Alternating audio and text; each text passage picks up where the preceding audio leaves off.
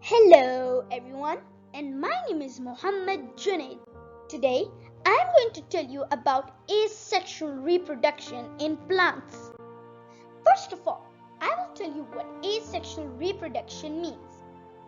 It means that a new plant is made without a pollen and an ovule.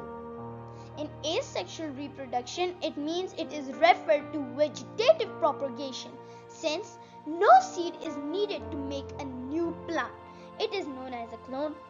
Leaves, stems, or roots are used to grow a new plant. It produces a genetically identical plant, and this means that an old plant is used to make a new plant because some of the old part of the plant is used to make a new plant, and it is exactly the same. Some examples of asexual reproductions are tubers, bulbs, fern spores, and stolons. Now I'm going to tell you what vegetative propagation means, as this is kind of difficult to understand. Well, let me explain. This is a form of asexual reproduction that occurs in plants only. In vegetative propagation, parts of old plants like stems, roots, or leaves are used to grow a new plant, which is very mesmerizing indeed. The buds which are present in dormant state in old plant are provided with suitable conditions like moisture and warmth so that they grow and develop into a new plant. Strawberry runners is an example of asexual reproduction. Now I'm going to tell you about the spider plant. This spider plant, as you can see in the picture, has sent out a long runner and formed a plantlet at the far end. This plantlet can be planted into another pot and will take root. Now I'm going to tell you the types of asexual reproduction in plants. There are two types of asexual reproduction in plants. Number one, naturally, and number two, artificially. First of all, I will start with natural methods. Natural methods of asexual reproduction include self-propagation, the different ways in which a plant self-propagates. Awesome, right? Now I'm going to tell you what budding means.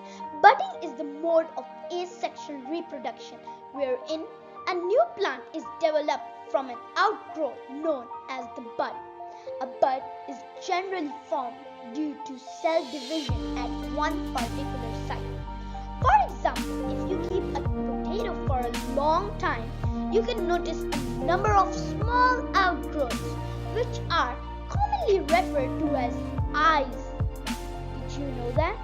Each of them can be planted, which will grow up like a clone of an original potato plant. Unbelievable. This is an example of sweet potatoes that bud from new shoots. And these are the shoots and eyes of a potato. This is an example of a new shoot developing from an onion bulb. Now I'm going to tell you artificial propagation of plants. Many plants are grown from one plant using man-made method. It is called artificial propagation. There are four common methods of artificial propagation in plants. Number one, grafting. In this method, the parts of two different plants are joined such that they can continue to grow as a single plant. The rooted plant is known as the stalk. The other plant is known as the graft, which is called scion. Cutting.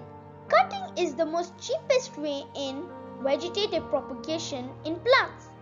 In this method, a part of a plant is cut along with the knot and is buried in the soil, like the leaf or the stem or the roots. Layering is something awesome. In layering, the part of the plant's stem is bent down and covered with soil. This stem can generate a new root system, which will therefore generate a new plant. This means you can have many more plants with just one plant.